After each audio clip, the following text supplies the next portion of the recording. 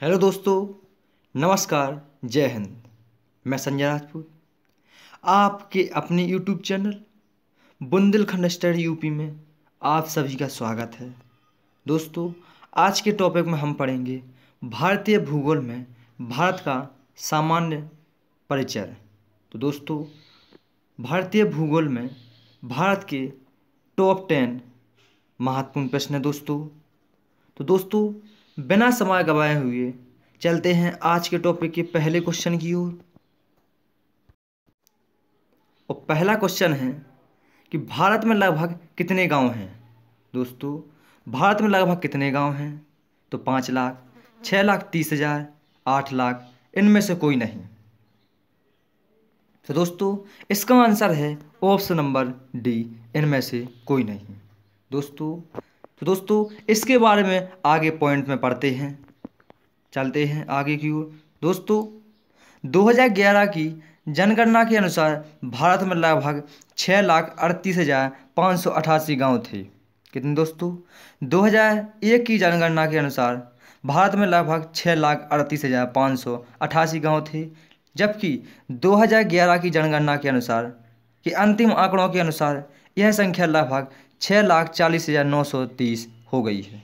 तो दोस्तों, 2011 की जनगणना के आंकड़ों के अंतिम आंकड़ों के अनुसार भारत में गांवों की संख्या 6,40,930 थी। तो दोस्तों, इसका आंसर ऑप्शन नंबर डी बिल्कुल सही हो जाएगा।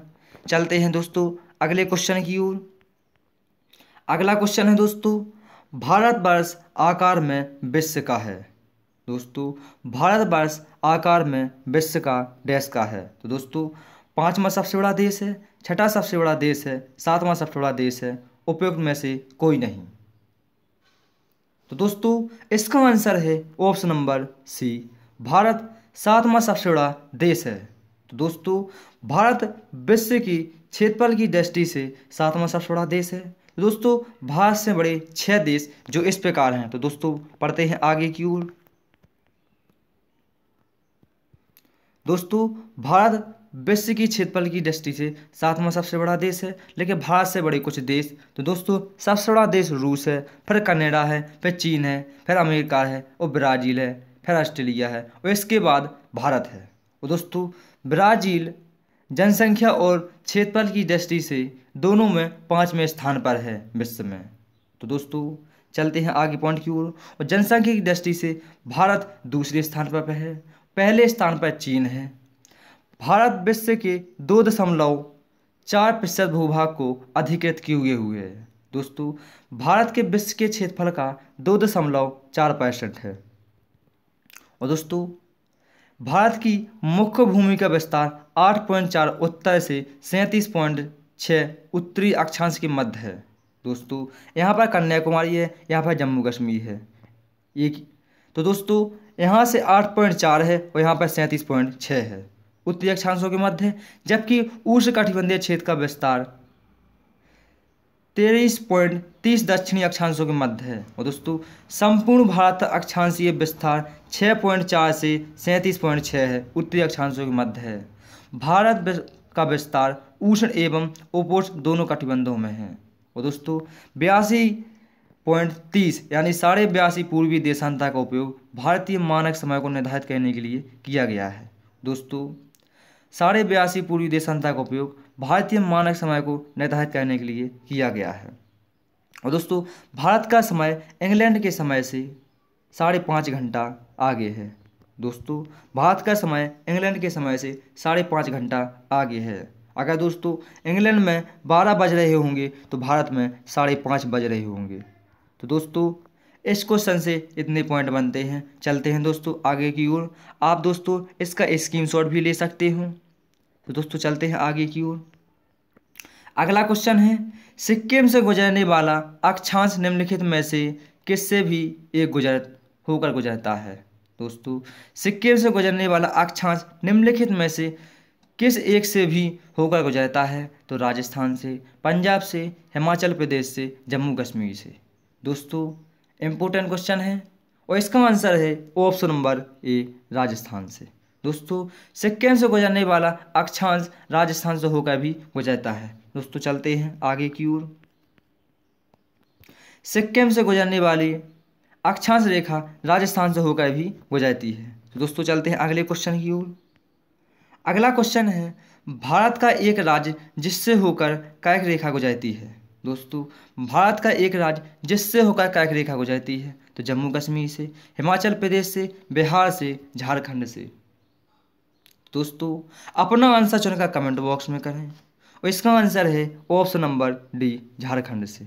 दोस्तों, भारत का एक राज्य झारखंड है जिससे होकर कर्क रेखा गुजरती है। दोस्तों, कर्क रेखा विश्व के 18 देशों से होकर गुजरती है, एशिया के 8 देशों से होकर गुजरती है, भारत के 8 राज्यों से होकर गुजरती है और भारत के एकमात्र शहर झारखंड की राजधानी रांची से होकर गुजरती है। तो दोस्तों, कर्क रेखा से इतने क्वेश्चन बनते हैं। और दोस्तों, अब झारखंड की बात आई है तो आगे दोस्तों कर्क रेखा और झारखंड की और कर्क रेखा के अन्य राज्यों की बात करेंगे। दोस्तों, कर्क रेखा भारत के लगभग बीचों बीच से होकर गुजरती है। दोस्तों, कर्क रेखा भारत के लगभग बीचों बीच से होकर गुजरती है। इस रेखा पर पड़ने वाले भारत के कुल 8 राज्य हैं।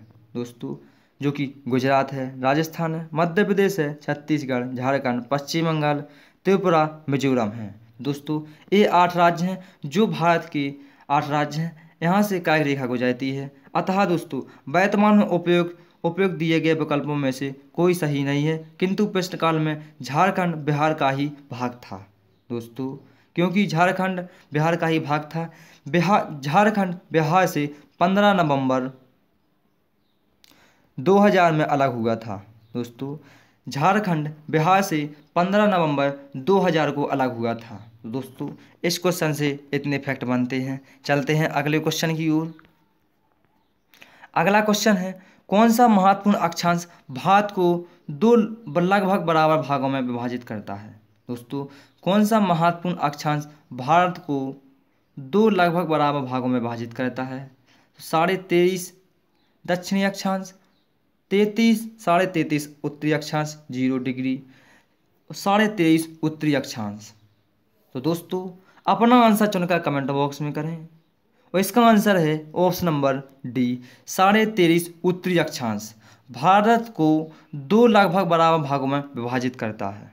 चलते हैं दोस्तों, अगला क्वेश्चन है, निम्नलिखित में से कौन अक्साई चीन का भाग है। दोस्तों, निम्नलिखित में से कौन अक्साई चीन का भाग है। तो काराकोरम श्रेणी, शिवालिक श्रेणी, कश्मीर घाटी, लद्दाख। तो दोस्तों, इसका आंसर है option number D, Ladakh. Aksai चीन का भाग लद्दाख है। चलते हैं,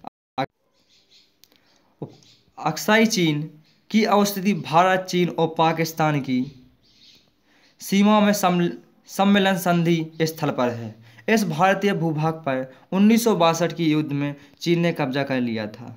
तब से यह भारत चीन के मध्य सीमा विवाद का क्षेत्र है। लद्दाख पठार अक्साई चीन क्षेत्र में ही अवस्थित है। दोस्तों, अक्साई चीन की अवस्थिति भारत, चीन, पाकिस्तान की सीमाओं के सम्मेलन संधि स्थल पर है। इस भारतीय भूभाग पर 1962 के युद्ध में चीन ने कब्जा कर लिया था। तब यह भारत चीन के मध्य सीमा विवाद का क्षेत्र है। लद्दाख पठार अक्साई चीन क्षेत्र में ही अवस्थित है। दोस्तों, लद्दाख पठार अक्साई चीन क्षेत्र में ही अवस्थित है। दोस्तों, भारत और चीन का युद्ध कब हुआ था। तो 1962 में। कब दोस्तों? 1962 में। दोस्तों, चलते हैं अगले क्वेश्चन की ओर। अगला क्वेश्चन है, पश्चिमी हिमालय संसाधन प्रदेश के प्रमुख संसाधन हैं। दोस्तों, पश्चिमी हिमालय संसाधन प्रदेश के प्रमुख संसाधन हैं तो वन, धात्विक खनिज, कार्बनिक खनिज, आणविक खनिज। तो दोस्तों, पश्चिमी हिमालय संसाधन के प्रमुख संसाधन वन हैं। दोस्तों, इसका आंसर ऑप्शन नंबर 2 ए बिल्कुल सही है। चलते हैं दोस्तों अगले क्वेश्चन की ओर। पश्चिमी हिमालय संसाधन प्रदेश के प्रमुख संसाधन वन हैं। क्या दोस्तों?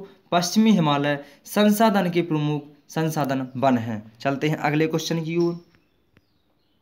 अगला क्वेश्चन है, ग्रेट हिमालय की ऊंचाई क्या है। दोस्तों, ग्रेट हिमालय की ऊंचाई क्या है तो 8,850 मीटर, 8,815 मीटर, 8,890 मीटर और 8,860 मीटर।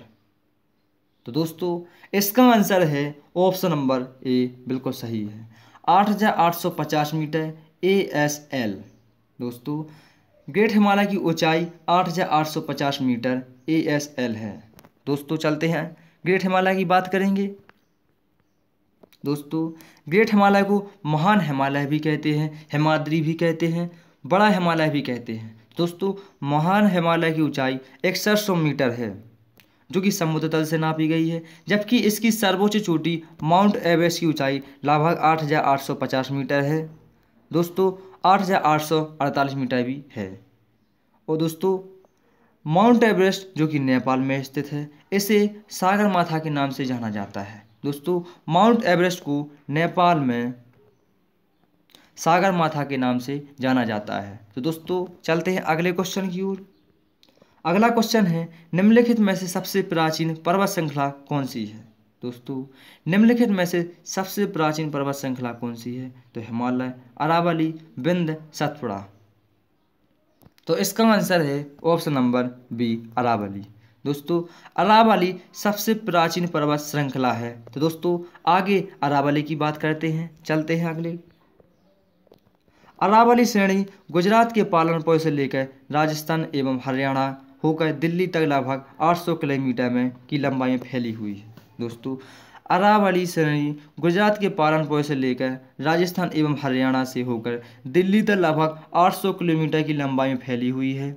इसका निर्माण प्री कैम्ब्रियन काल में हुआ है। दोस्तों इसका निर्माण प्री कैम्ब्रियन काल में हुआ है, जो 600 से 570 मिलियन वर्ष पूर्व का माना जाता है। दोस्तों अरावली श्रेणी का निर्माण 600 से 570 मिलियन वर्ष पूर्व का होना माना गया है। यह भारत ही नहीं बल्कि विश्व की सबसे प्राचीन पर्वत श्रृंखला है। इसकी सर्वोच्च चोटी गुरु शिखर है, जिसकी लंबाई 1,722 मीटर है, लेकिन वर्तमान में इसकी ऊंचाई 1,772 मीटर है, जो कि राजस्थान में स्थित है। तो दोस्तों इस क्वेश्चन से इतने फैक्ट बनते हैं और दोस्तों आप इसका स्क्रीनशॉट भी ले सकते हैं। चलते हैं अगले क्वेश्चन की ओर। अगला क्वेश्चन है नर्मदा एवं ताप्ती नदियों के मध्य स्थित है। दोस्तों नर्मदा एवं ताप्ती नदियों के मध्य स्थित है तो विंध्य पर्वत, सतपुड़ा श्रेणी, ताजमहल पहाड़ियाँ, अरावली पहाड़ियाँ। तो दोस्तों अभी अरावली की बात कर ही चुके हैं। सबसे प्राचीन श्रेणी अरावली है, जो कि गुजरात, राजस्थान, हरियाणा, दिल्ली तक फैली हुई 800 किलोमीटर में। और दोस्तों इसका आंसर है ऑप्शन नंबर बी, सतपुड़ा श्रेणी। दोस्तों नर्मदा एवं ताप्ती नदियों के मध्य स्थित है सतपुड़ा श्रेणी। दोस्तों नर्मदा अरब सागर में गिरने वाली सबसे बड़ी नदी है। और दोस्तों दक्षिण भारत की तीसरी सबसे बड़ी नदी है। और दोस्तों दक्षिण भारत की पहली सबसे बड़ी नदी है गोदावरी, दूसरी है कृष्णा और तीसरी है नर्मदा। और दोस्तों अरब सागर में गिरने वाली दूसरी सबसे बड़ी नदी है ताप्ती। और दोस्तों यह दोनों नदी भ्रंश घाटी में बहती हैं। और दोस्तों भारत की 3 नदियां ऐसी हैं जो भ्रंश घाटी में बहती हैं, नर्मदा, ताप्ती और दामोदर। दामोदर दोस्तों हुगली नदी की सहायक नदी है। चल दोस्तों अब सतपुड़ा श्रेणी की बात करते हैं आगे। सतपुड़ा श्रेणियाँ दक्कन पठार का भाग है। दोस्तों सतपुड़ा श्रेणियाँ दक्कन पठार का भाग हैं। इनका विस्तार मध्य प्रदेश व महाराष्ट्र राज्यों में है। इन श्रेणियों के उत्तरी भाग पर नर्मदा नदी तथा दक्षिणी भाग पर ताप्ती नदी बहती है, अर्थात सतपुड़ा श्रेणी दोनों नदियों के मध्य स्थित है। तो दोस्तों इस क्वेश्चन का आंसर ऑप्शन नंबर बी बिल्कुल सही हो जाएगा।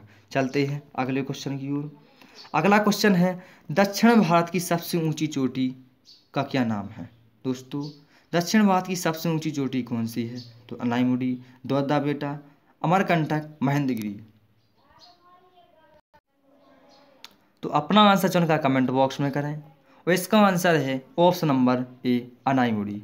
दक्षिण भारत की सबसे ऊंची चोटी है अनाईमुड़ी, जिसकी ऊंचाई 2695 मीटर है। और दोस्तों चलते हैं अब अनाईमुड़ी की बात करते हैं। अनाईमुड़ी दक्षिण भारत की सबसे ऊंची चोटी है। इसकी ऊंचाई 2695 मीटर है तथा यह केरल के इडुक्की जिले में स्थित है। दोस्तों अनाईमुड़ी सबसे ऊंची चोटी दक्षिण भारत की है, जो कि जिसकी ऊंचाई 2695 मीटर है। यह केरल के इडुक्की जिले में स्थित है। यह चोटी पश्चिमी घाट पर्वत का भाग है। दोस्तों यह चोटी पश्चिमी घाट पर्वत का भाग है। और दोस्तों अन्य प्रश्नगत चोटियों की ऊंचाइयाँ इस प्रकार हैं। दादा बेटा नीलगिरी की सबसे ऊंची चोटी है।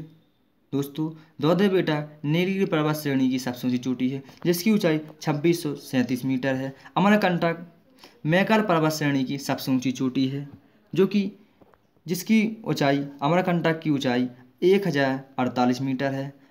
अमरकंटक मैकर पर्वत की सबसे ऊंची चोटी है और मैकर पर्वत सतपुड़ा श्रेणी का भाग है। दोस्तों महेंद्रगिरी पूर्वी घाट की सबसे ऊंची चोटी है जो कि उड़ीसा में स्थित है। महेंद्रगिरी की ऊंचाई 1501 मीटर है। तो दोस्तों इस क्वेश्चन से इतने फैक्ट बनते हैं। चलते हैं आगे की ओर। तो दोस्तों ये रहा अपना इंडिया। तो दोस्तों आज का सेशन कैसा लगा कमेंट बॉक्स में जरूर बताएं। दोस्तों वीडियो को लाइक करें, शेयर करें और चैनल को सब्सक्राइब करना ना भूलें। और दोस्तों बेल आइकन दबा दें ताकि हर एक नोटिफिकेशन आप तक पहुंचती रहे। धन्यवाद दोस्तों, आपने अपना अमूल्य समय हमें दिया।